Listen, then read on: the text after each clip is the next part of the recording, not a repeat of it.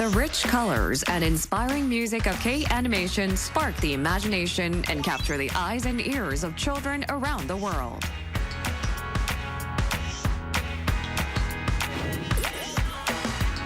Non-violent Korean animation that focuses on good influence.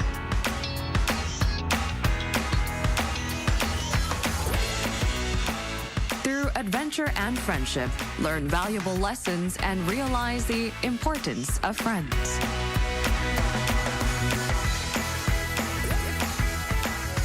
Covering topics such as family, friends, and courage, they help children learn how to interact with the world. Embark on imaginative adventures with new friends and dream together. K-Animation's special stories will warm your heart.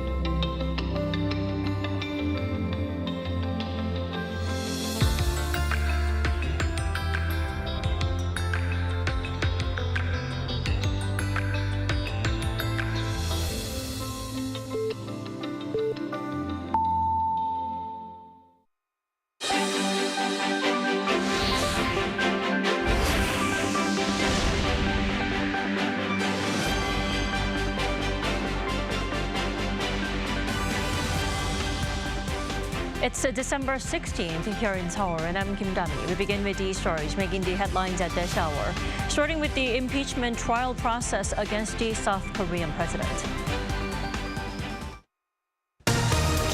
The Constitutional Court is convening a meeting of judges on Monday morning to discuss the timeline for handling the impeachment case, following President Yoon's failure to appear in front of prosecutors on Sunday, despite a summons.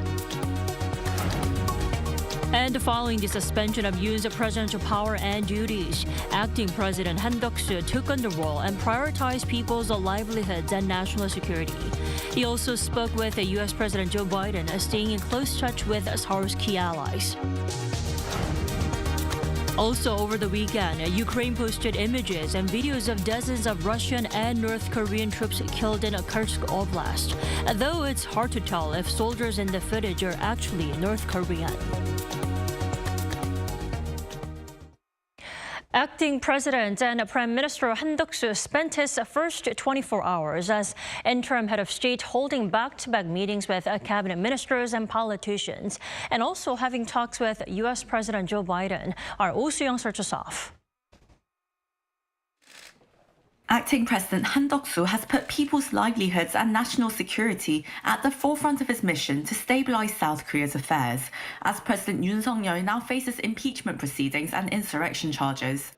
On Sunday, less than 24 hours after assuming executive duties, Acting President Han spoke with key political figures and US President Joe Biden. In a move to strengthen governance amid a strong political division in the country, Han met with National Assembly Speaker Woo Won-sik. Both committed to close collaboration between the government and parliament amid partisan differences, with both highlighting the urgent challenge of restoring global confidence in South Korea and reviving the domestic economy. Han said the government will work to bridge differences and he will move forward with humility and an open mind.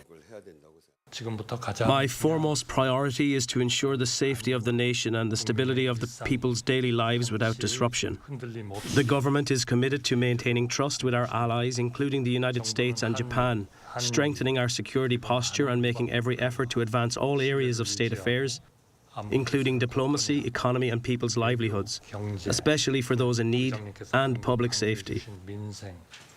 The acting president also met with Kwon Song-dong, floor leader of the ruling People Power Party, who pledged to provide full support and cooperation as Han leads the country's cabinet.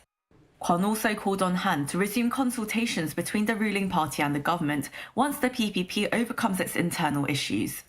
There was no mention of whether they discussed Han's veto power over contentious bills proposed by the opposition at the National Assembly.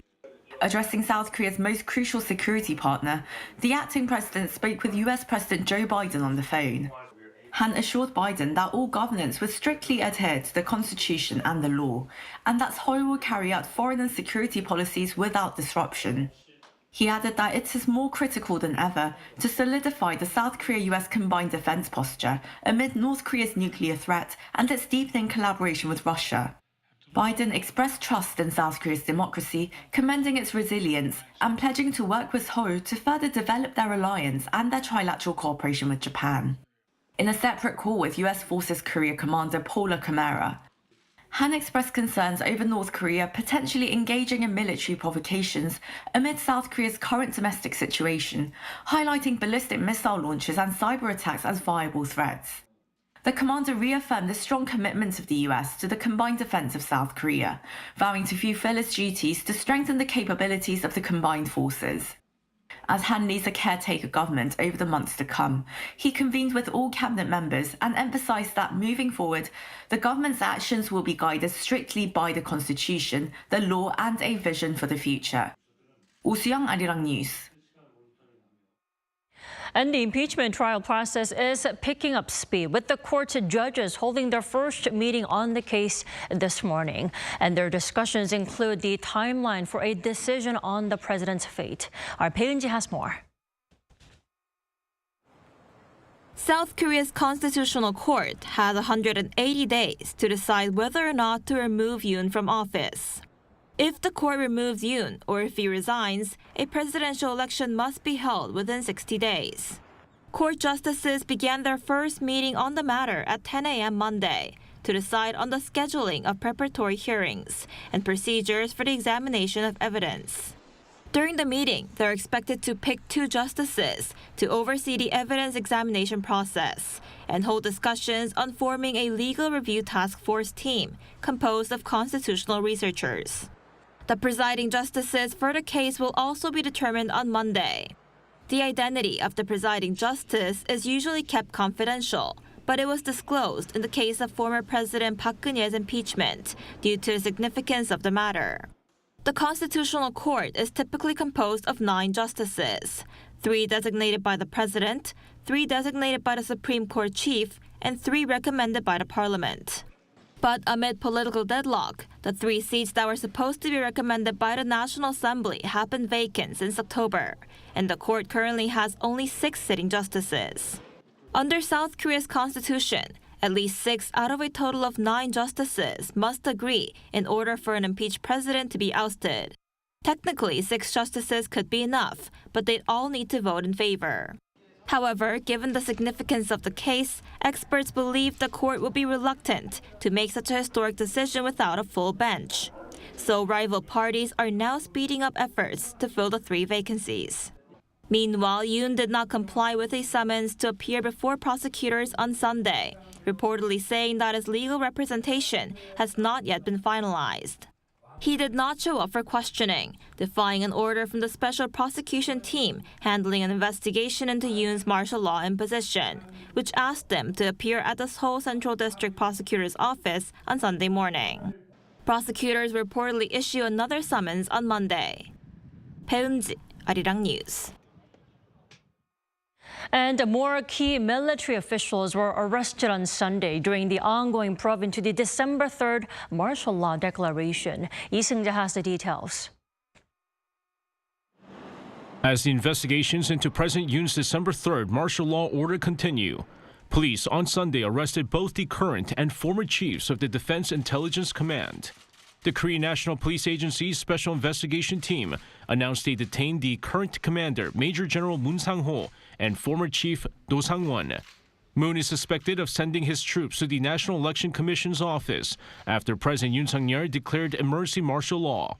The police say as troops arrived at the NEC office just 2 minutes after Yoon's late-night announcement, Moon is suspected to have known about the martial law plans beforehand, or it could have been a part of the planning process. No, on the other hand, is suspected of being part of the martial law planning process as a civilian, as he's believed to be a close aide to former Defense Minister Kim Yong-hyun.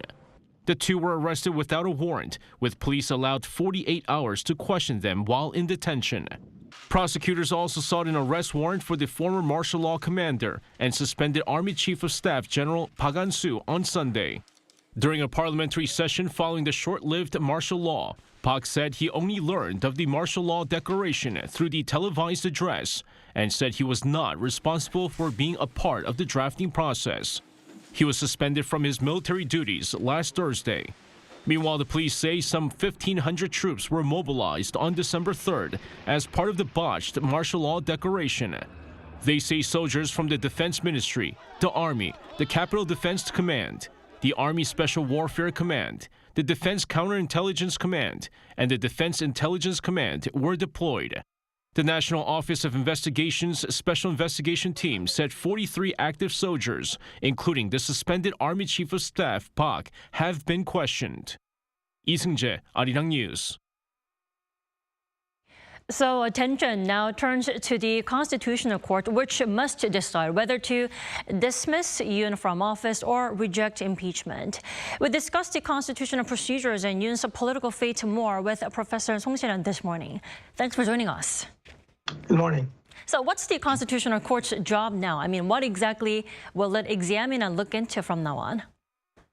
Well, now that the president's powers is suspended and the impeachment motion to the Constitutional Court has been delivered, now the Constitutional Court has up to 180 days to review whether the impeachment was legally valid. Right. And what involves is that the both sides, National Assembly and the President Yoon Suk-yeol, will prepare for the showdown in the Constitutional Court and try to prove themselves whether the legality of the martial law or on the National Assembly side, the illegality and unconstitutionality of the actions taken by the President Yoon. Well, key number here is 180 days. Professor Song, do you think it'll take full 180 days, do you think, to rule? Well, if the past is our guide, we had President Roh Moo-hyun and the President Park Geun-hye facing the same kind of actions. President Roh Moo-hyun's case, it took 63 days, 7 hearings. President Park Geun-hye's case, 91 days, 17 hearings. So, and they depend on the complexity and the nature of the cases. So 2 to 3 months, I think that this case is simpler than the President Park Geun-hye's case. So if they put the priority on it, I think they can finish in 3 months. Okay, well, we are still missing 3 judges to conduct hearings and decisions, but theoretically speaking, that really shouldn't be a problem, right? Right, but there are some doubts as to whether having less than 7 people, actually 7 is the number specified in law, but of course Constitutional Court has ruled for themselves that the 6 is enough to go forward with deliberating the case. They're a little bit more key about whether the 6th member is enough to decide on a ruling. But I think this question is going to be pretty moot because the schedule has been already arranged to interview and have a confirmation hearing for 3 additional judges within this month. So expectation is that next month there will be whole en banc court, which means 9 justices on the bench. Professor Song, let's say President Yoon does get dismissed from office, and now you said you're thinking maybe 2 to 3 months to for the court to rule on Yoon's fate. Now, does that mean we should expect a snap presidential election maybe around the springtime or before the summertime? Well, we got to do some math. When the case is done, from that point, the law says you got to have the snap election in 60 days. So. If they finish in February or March, we're looking at kind of springtime election. But what that means is that by the action of the Constitutional Court, the impeachment is valid and the President Yoon Suk-yeol is permanently removed from the office. Right. And well, let's say the court rejects the impeachment eventually, then will everything return to how it was before December 3rd? Well, he will, because the impeachment motion failed. I think that his coming back with full force in the president's office legally is entitled to his authority, but politically, I think the Korea will be getting deeper into division and also a very noisy season politically and on the streets as well. I think that he lost confidence from the people, starting from the low approval rating and to the impeachment motion. So I think that the forecast on that front is pretty murky and kind of scary as well. Yeah, a lot to be stabilized in the coming months. Professor Song, thanks much for your insights. As always, we appreciate it. My pleasure. Thank you. In the meantime, the domestic stock market is already showing signs of recovery following Parliament's decision to impeach President Yoon over the weekend. In the first 15 minutes of trading, the benchmark Kospi index added around 10 points, or 0.43%, to reach around 2,500 points. And Finance Minister Choi Sang-mok on Monday morning addressed concerns about the country's economy and vowed to accelerate the implementation of key economic policies. He said the country will quickly implement policies such as those related to boosting the stock market and advancing the capital and foreign exchange markets, adding that the government also plans to continue efforts to maintain external credibility. Tottenham Hotspur's Heung-min scored once and assisted twice in Spurs' 5-0 win over Southampton on Sunday. Son scored his team's second goal in the Premier League fixture at St. Mary's Stadium with a left-foot shot in the 12th minute for his 5th league goal of the season and also 6th in all competitions. The South Korean international also added 2 assists in Spurs' 5-0 victory to bring his English Premier League assist total to 68. Now, that figure makes Son the new record holder for a league assist for a Tottenham player. And earlier this year, Son also became Tottenham's 5th highest all-time goal scorer in all competitions.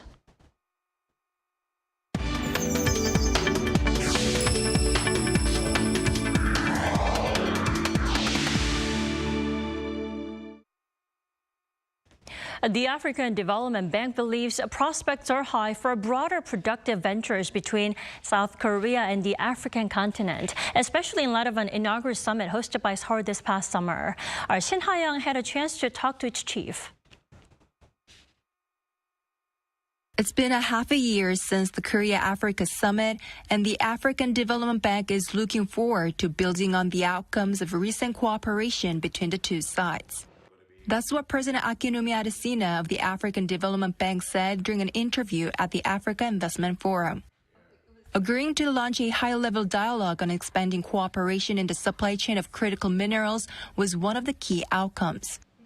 Africa shouldn't be exporting those as raw materials because that is the direct door to poverty. We need to make sure then that Africa is able to process, add value, and to these critical minerals and move up the value chain. Now, Korea, this is where Korea comes in. Korea is again supporting us through the Korea Trust Fund to do critical analysis and assessments of how we might be able to set up lithium-ion battery, precursor battery manufacturing plants in Africa. In terms of agricultural development, along with technology transfer, South Korea's K-Rice Belt Initiative has been a perfect fit for the so-called Reward Program, a $650 million initiative by the AfDB to improve food security in West Africa. Korea is also helping us on something very important, which is in helping with the use of drone technology for agriculture and using those drones to be able to monitor temperature, to be able to monitor climate, whether it's moisture, to be able to also monitor pests and diseases. And so that technology transfer is happening a lot from Korea. Meanwhile, ahead of Donald Trump's second term, with many countries closely watching his America First policies, President Adesina believes the partnership with the U.S., especially in critical minerals, will continue. Africa is a great trading partner with the United States. President Biden went to Africa, paid his first visit to Africa, and went to Angola. And on the Lobito corridor, back to the issue of the critical minerals that you were saying. And so I expect that the partnership on critical metals will be big and continue with the United States. The United States is our second largest contributor to the African Development Bank, and I believe that will continue and probably will be even much stronger under the new president. Celebrating its 60th anniversary this year, the president reflected not only on the growth of the AfDB's capital, which evolved from an initial $250 million to $318 billion, but also on its impact on the continent's development. If you ask me what has really changed with African Development Bank since 1960, I would say today we are at the center of Africa's development. In the last 7-8 years that we've been running these high fives in Africa, is that if we've impacted on 500 million people, from water to sanitation access, to transport access, to energy access, to food security and all of that, and private sector as well. So that's how the bank has become today. He described the past 6 decades as phenomenal, adding that the needs of Africa are immense and that working in partnerships is crucial. 신하영, Arirang News, Rabat.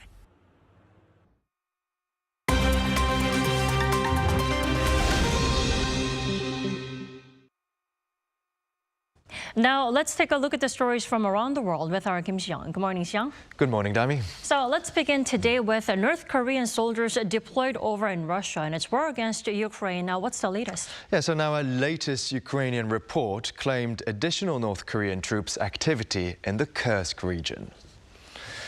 Now, Ukrainian armed forces claimed they have killed over 20 North Korean soldiers in Russia's Kursk Oblast, with media outlet Ukrainska Pravda publishing images and a video clip of the bodies. A commander of Ukraine's aerial reconnaissance unit, known by the call sign Magyar, published a video on his Telegram channel on Sunday, claiming that many of the bodies shown in the clip are of North Korean soldiers, while other bodies belong to other members of Russian forces. Now, the quality of the footage is limited due to the low resolution of the drone camera used to capture it, making it difficult to confirm whether the bodies actually belong to North Korean forces or not. On Saturday, Ukrainian President Volodymyr Zelensky said that the Kremlin began deploying a noticeable number of North Korean troops to the Kursk region in Russian territory, where Ukrainian forces still control a number of settlements. According to previous statements by Ukrainian and US officials, some 11,000 North Korean troops have already been deployed in Russia. France's Indian Ocean territory of Mayotte was hit by Cyclone Chido on Saturday. Now, local officials say the death toll is likely to reach at least several hundred and possibly climb even into the thousands. Cyclone Chido, which Meteo France says is the strongest storm to hit Mayotte in over 90 years, struck the island with wind speeds of over 225 kilometers per hour, flattening houses and damaging government buildings and a hospital. French President Emmanuel Macron said that France will be sending 250 rescue workers, while France's Interior Minister said that he feared a heavy death toll as all makeshift homes have been completely destroyed. A week after Syrian Islamic rebel forces toppled the al-Assad regime, the new government is aiming for normalcy as it reopens schools and universities on Sunday. The transition, which has reportedly been surprisingly smooth so far, was met with a population excited with a new sense of freedom, while violence and looting have reportedly been contained to a minimum. However, Syria's economy is still in devastation, with widespread poverty and high levels of inflation and unemployment. Now, Syria's new government has been renewing diplomatic ties, with the UK announcing a roughly $63 million aid package to Syria on Sunday. The French capital, Paris, is now home to what the organizers claim is the world's biggest temporary indoor ice rink. It opened its doors to skaters on Saturday in time for the Christmas season. Situated in Paris's Grand Palais, which hosted events for this year's Summer Olympic Games, the indoor ice rink covers some 3,000 square meters with an entry fee of €30 for adults and €18 for under 10s, rental ice skates included. Now, the Grand Palais ice rink will operate until January 8th, 2025.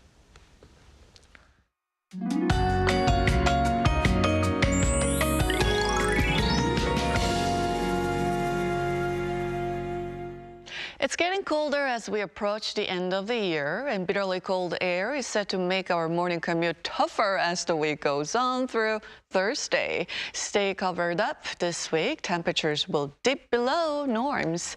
Meanwhile, rain and snow are in the forecast from late this afternoon from the west of central regions, spreading to the rest of central areas by tonight. Snow could pile up to 5 centimeters, and snow is forecast for the capital area for the evening commute. Freezing air might cause slippery roads. Stay alert for slick roads tonight.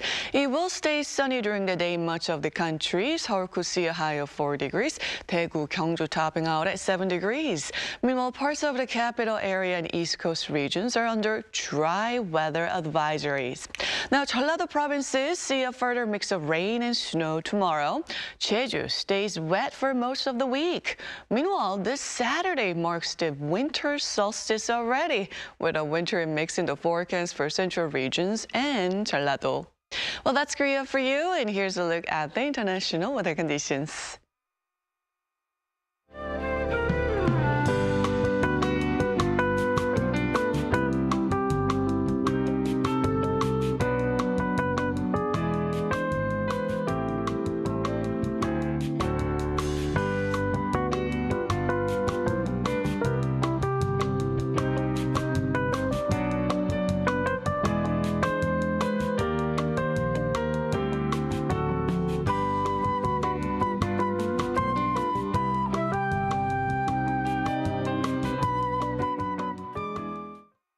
That's all we have for Monday's edition of New Day at Arirang. Thanks for watching and have a wonderful start to the week.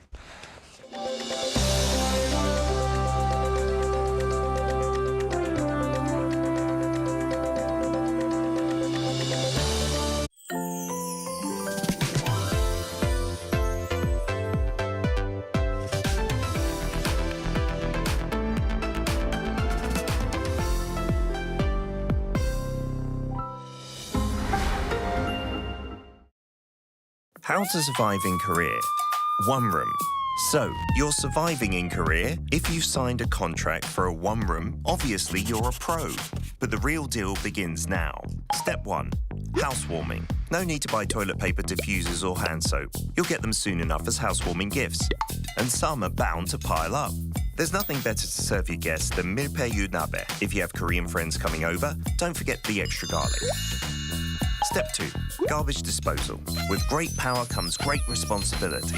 You've had a good time, so let's get to work. It might be tempting to sweep everything into a trash can, but you have to separate your garbage. Not bothered? Beware that negligence is punished with a fine or public humiliation. Step 3. Drying rack. You're excited to live alone in Korea, but the fate of these items, hanger, storage, or a hanger. Go get fresh coffee outside. Jogging doesn't cost anything, and nothing beats instant rice. But keep one item around so that you don't get too lonely. Step 4. Pros of living alone. No mum. Cons of living alone. No mum. A new towel doesn't magically appear. You have to do the laundry regularly. If anyone gives a towel as a souvenir, take it. Get rid of mold immediately. Don't be lazy with the vacuum cleaner. Housework is an endless affair. Overwhelmed? Give your mum a call and thank her for everything she's done. Did you survive in your one room? Wait, you have an unwanted visitor. Call someone you fancy. Could be the right person for the job.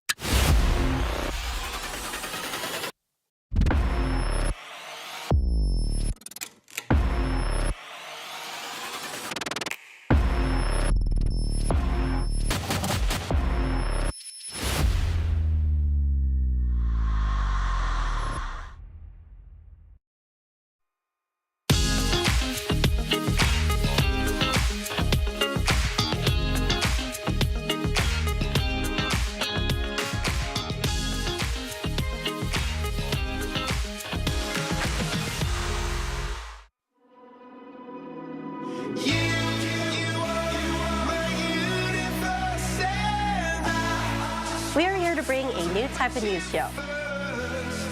New insights, new styles, and new topics every day. We are News Generation.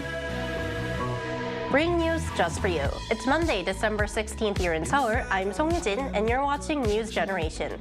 Today, we're joined by Choi-ji. Welcome back, Yuji. Thank you, Ji. And Brooke Prince. Hello, happy Monday. Happy Monday. Now, both are here to speak on behalf of those in their 20s and 30s. So we're going to move on to our main discussion of the day. It's Monday, time to talk about the latest topics trending among the younger generation here in Korea. South Korea has been making international headlines for the past 2 weeks following President Yoon Suk-yeol's unexpected declaration of martial law on December 3rd, the first time this order has been imposed in over 4 decades. While the decree was short-lived, it sent shockwaves both at home and abroad. And here in Korea, it sparked nationwide protests demanding the president's resignation and led to lawmakers introducing an impeachment motion. And on Saturday, December 14th, the National Assembly passed the impeachment motion. So, Ji, could you first walk us through what's happened and where do we stand now? Sure. So in the wake of the December 3rd martial law incident, South Korea's youth have become very dynamic. And since the term because of this political turmoil, we've seen a lot of engagement. But just to give you an overview of what this incident was about, President Yoon Suk-yeol declared martial law unexpectedly on the 3rd, and he cited alleged threats from anti-state activities and claims of North Korean influence, marking the first such decree in over 40 years, as you said. Now, the declaration suspended political activities and restricted press freedoms and empowered the military to maintain order, sparking immediate nationwide protests and strong condemnation from opposition parties, civil groups, and international observers. Now, lawmakers defied attempts to block a National Assembly session and unanimously voted to lift the decree within hours, forcing Yoon to revoke martial law the same evening. And in the following days, 6 opposition parties introduced an impeachment motion accusing the president of overstepping his constitutional authority. Now, after an initial vote failed due to a boycott by some ruling party members, a second vote over the weekend on Saturday, in fact, passed with 204 out of 300 lawmakers supporting impeachment and 85 opposing. Now, this suspended Yoon's powers and transferred leadership to Prime Minister Han Duck-soo as acting president. And the Constitutional Court now has up to 180 days to decide whether to permanently remove Yoon from office, which is a decision that would trigger a snap presidential election or reinstate him, and leaving the nation in a state of political uncertainty. Now, if the court rules to impeach the president with 6 out of 9 judges voting for, at least that is, a presidential election must be held within 60 days after the ruling. Right. So we definitely saw a dramatic change over the weekend, the National Assembly passing the impeachment motion, and we're still getting updates on the prosecution and the police charging and kind of asking more investigation to the people who are believed to have taken part in planning this martial law order that was short-lived on December 3rd.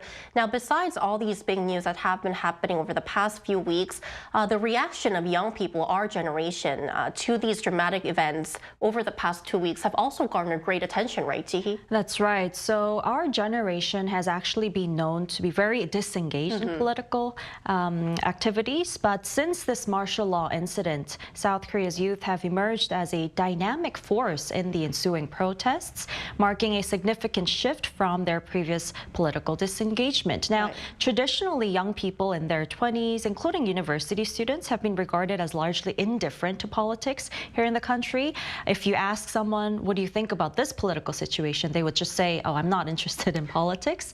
Now, this perception was reinforced by the low voter turnout of the 20-something demographic during the April general election, which stood at just over 50%, which was the lowest among all age groups. However, the recent political turmoil following President Yoon's martial law declaration has spurred a remarkable shift. University students across the nation have begun issuing public declarations and actively voicing their political opinions.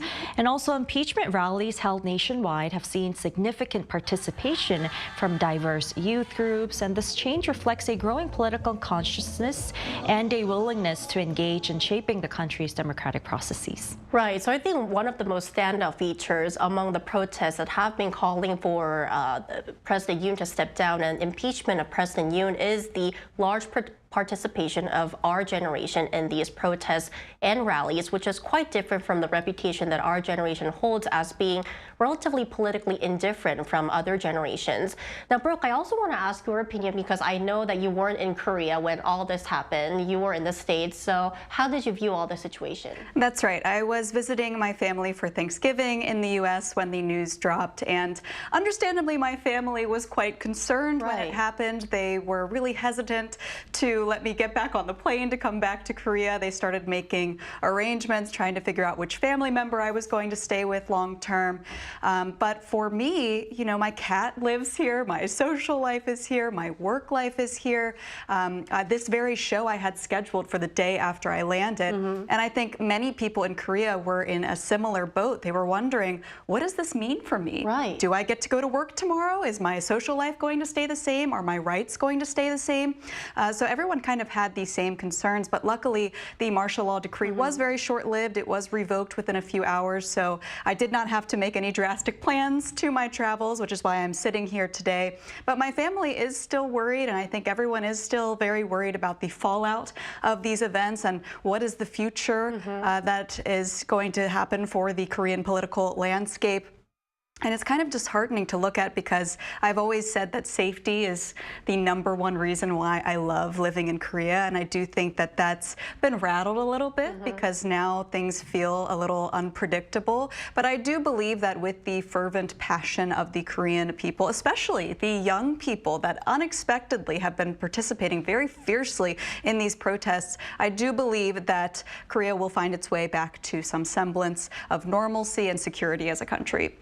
Right. So both of our panelists, you both mentioned how young people actively participated in the protests this time. And it's not just the fact that young people participated or took part in these protests and have been very vocal about expressing their political opinions that has captured attention for the past 2 weeks. It's also the way they've been taking part. So, Ji, can you tell us a bit more about this too? Sure. So they've been really embracing a very unique form of peaceful demonstrations. Young protesters have transformed rallies into vibrant events and something like a K-pop festival even. They were equipped with K-pop light sticks, traditionally used, of course, at music concerts. They've illuminated the streets, creating a what they call sea of lights that symbolizes their resistance and unity. Now, this innovative approach has garnered widespread attention, showcasing the youth's creative engagement and political activism. And in fact, I attended the rally in Mayotte on Saturday to gain first-hand experience as well. And I just wanted to be part of history too, regardless of my political leanings. And I was pleasantly surprised by the diverse crowd, as you see in the VCR, which included people from all age groups. They brought not only light sticks, but crafted picket signs with creative memes. And the selection of songs, as you hear on the VCR, were particularly interesting as they fit the atmosphere and situation perfectly. Some of them include like 손담비's 토요일 밤에 or Saturday night, meaning the impeachment happened on a Saturday night. Girls' Generation 소원을 말해봐, like asking for your wish, and they say impeachment. And they even turned on like the 다시 만난 세계 by Girls' Generation after the impeachment motion had passed as well, symbolizing a new world for everyone after the president's impeachment. Now, by incorporating all these elements of popular culture into their demonstrations, South Korea's youth are redefining protest culture, making political participation a lot more accessible and engaging for the generation. Yeah, and also other notable actions included people paying for drinks and snacks, even and bread, whatnot, right? even celebrities, as a way of supporting all these demonstrators, and as for them too, being participating in these rallies in different ways. And some individuals, they voluntarily cleaned up all the garbage on the streets, and I even saw some people volunteering to maintain maintain order at traffic lights because there were so many people, large crowds moving across the streets. They made sure that people were crossing safely, and there was also 사물놀이, etc. It was really a whole festivity with dance battles, sing-alongs. As you see, 사물놀이 being the traditional instruments that we play. Right. So based on your experience and the VCR that we've just seen, we can see the young protesters have definitely given a complete makeover to the traditional rallies and protests that we've seen here in South Korea. And she also slightly touched upon this, but several international media outlets also introduced this very mature, orderly, responsible, peaceful approach by young protesters. So, Brooke, could you elaborate more on this, please? Of course. So this news was all over foreign media, with many outlets reporting on the very mature response of the Korean people and the overall almost party-like atmosphere of these protests, like Ji-hee mentioned. There were reports of people bringing their light sticks for their favorite K-pop groups and videos of their synchronized chanting and dancing to their favorite K-pop hits went viral on social media, not just in Korea, but all over the world. And I think that overseas observers were quite impressed by the fact that despite the freezing cold temperatures, people were willing to come together and express their opinions and make their voices heard. And Ji-hee talked to me about this earlier, but I asked if she even felt the cold outside, and she said no, because the spirit of the people around you, you're grouped together, you're all fighting for a common cause. You don't even feel that it's cold outside.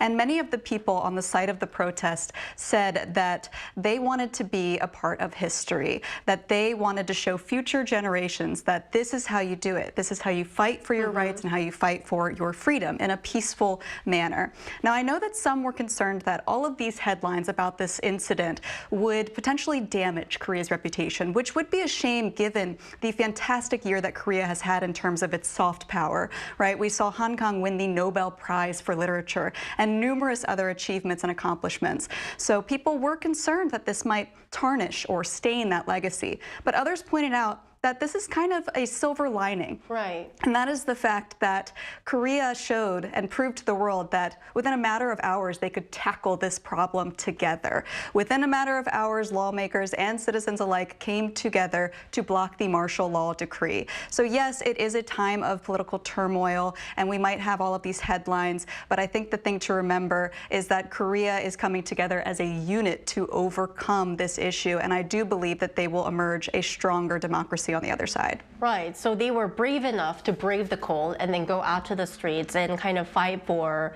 the value that our country is very passionate about, which is protecting the value of democracy, which is what our parents' generation and grandparents' generation fought for decades ago. And we'll be talking about more in depth about these K-pop concert-like festive protests tomorrow on NewsGen. So please stay tuned for a discussion tomorrow as well. Now, going back to our discussion from being labeled as politically indifferent, as Ji mentioned, to now actively engaging and even leading a new protest culture. This shows a significant shift compared to what we saw during the 2016 candlelight protests demanding then-President Park Geun-hye's impeachment. So what do you think has driven this change in our generation? Because, of course, then we saw young people taking part in the protests, of course, but now we're seeing a significant portion of them, right?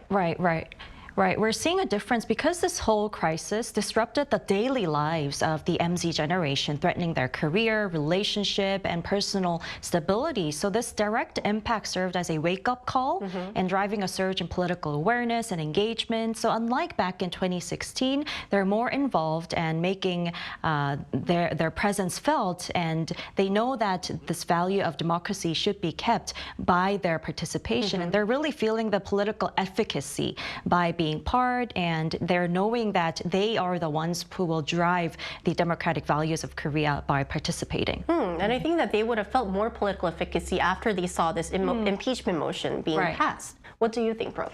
Well, I think for Koreans growing up, hearing about the struggles and the sacrifices of the older generations, it was unimaginable to think that that might happen to them. But when it became a very real possibility that their rights could be infringed upon, they stepped up to the plate in a big way. We've seen students from over 30 universities all over the country coming together to protest and participate more actively in political discourse. So whereas we've been talking about the younger generation used to be seen as having this very lukewarm interest in politics. Now they've got a lot of enthusiasm and dedication to the cause, both online and offline. That's a big difference between then and now. We have the internet, and the internet is a tool for fact-checking, for sharing information more efficiently, and for bringing new people into the fold. And so I think that this moment was really a catalyst that woke the people up, and that is why we're seeing a change in attitude towards politics. All right, so now we're going to broaden our discussion, and we're going to invite a political science expert to our talks after this short break.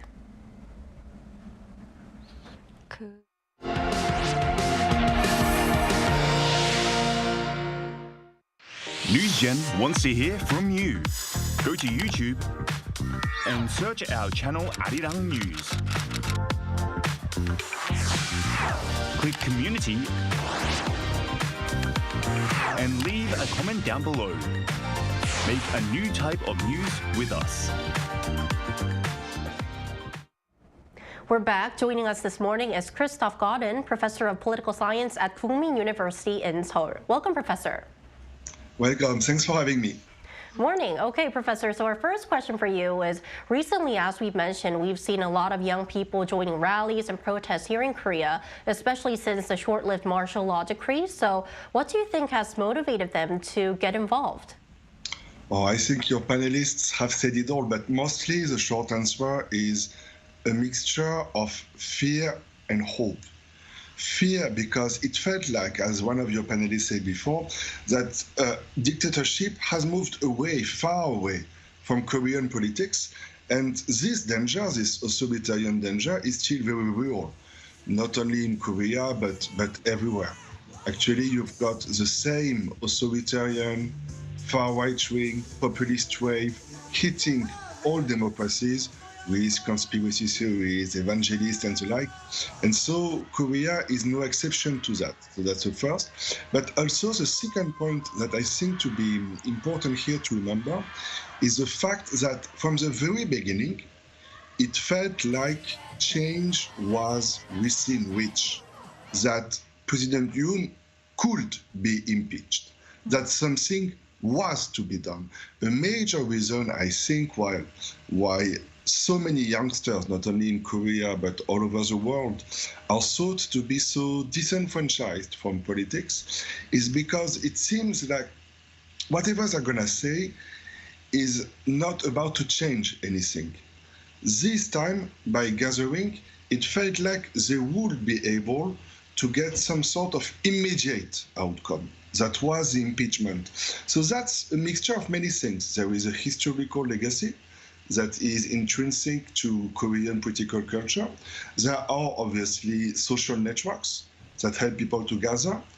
And there's also, I think, and that's probably the most important aspect here, the fact that for once it was possible to bring change, real change, immediate change. Right. So, Professor, do you think this reflects a larger role then for our generation in shaping politics? In shaping, I'm afraid maybe not. Because you see, these protests, you're always protesting against something. It is much more difficult to protest for something. So we know what young Koreans don't want. They don't want authoritarianism, and they certainly don't want the martial law. They're not rooting for the past. But when you think of all of the major issues that the youth is facing, not only in Korea, but all over the world, the main issue for Korea now is that basically there is no future for the youth. We know it is what Koreans call opposede, the young generation that has to give up on everything. So shaping a new future will mean shaping new policies, will mean giving the youth a voice with specific policies for more equality, for everybody to have a voice in politics. And for me, these protests are interesting because there is enthusiasm and they tell us not what to do, but they do not tell us yet what to do. I'm not saying, of course, the whole phenomenon, in my opinion, is one-sidedly positive, because when people meet up, they think, but they also they talk. So they will start debating politics. So for me, all of this is a change to renew political discussion in Korea, for people to come up with new solutions, new issues as well that are not discussed in Korean politics, but also new solutions. However, how is it that better policies for the youth could result from all of this remains, in my opinion, quite unclear at the moment. We will need more time to be able to see all of this in retrospect. Hi, Professor. I have one last question for you. In your opinion, what's the ideal relationship between young people and political involvement? That's a very big one. The short story here is that almost by nature, leaders tend to be older than protesters, because leaders are people who have been elected, and so it takes years and years before getting where they are. So in reality, the relation between political rulers and the youth is almost the same as the relation between people who decide, the leaders, and citizens in general. So the ideal relation will be about finding a way for the young to get heard. They have found that. And that's what's most remarkable about this event. Then the next step is, what do we do with all of this? How do we take it from there? And so the question is now, in my opinion, about how to find a way for all of this intellectual magma, so to speak, to take shape, so it translates into specific policies, into specific propositions. We are not there yet, but it can come. The last time Park Geun-hye was impeached, you had the same wind of enthusiasm blowing all over Korea. So we are in a similar situation now, and we need to do better to address the issues that the youth is facing, namely finding a home, finding a job, making it possible for people to have a real life and not to stay stuck in the situation we are in now. All right, that was Professor Christoph Gaudet, Professor of Political Science at Korea University. Thank you. Thank you. Thank you. Thank you. Right, so the passing of the impeachment motion doesn't mean this political crisis is over. There is still a long road ahead. We have to wait for the final call from the Constitutional Court on President Yoon's impeachment and consider what that decision will mean for the country's future. So there's a lot of political and social uncertainty still lingering. So ending off, how do you think, as part of the younger generation, we can better navigate through the situation? Well, very briefly, as we've shown until now during this turmoil, we must continue fact-checking and believe in the strength of democratic constitutions and respect the outcomes of the Constitutional Court as well. What about you, Brooke? Well, I think our guest said it best. I think the best thing you can do is make sure that your voice is heard. Be sure to be safe about it. Take care of yourself and the others that are all working towards a common goal. Remember that unity and solidarity are what are going to get us through this tumultuous period. So lean on your fellow citizen, keep fighting the good fight, and hopefully we will put this behind us soon enough. Right, and we'll bring you more relevant updates and issues here on NewsGen as well. And that's all from us today, but NewsGen will be back tomorrow at 10:30 a.m. Korea time. Special thanks today to Choi-Ji. Thank you. Thank you, and Brooke Prince. Thank you for having me. Thank you, and thank you everyone for watching, and we'll see you tomorrow. We are News Generation.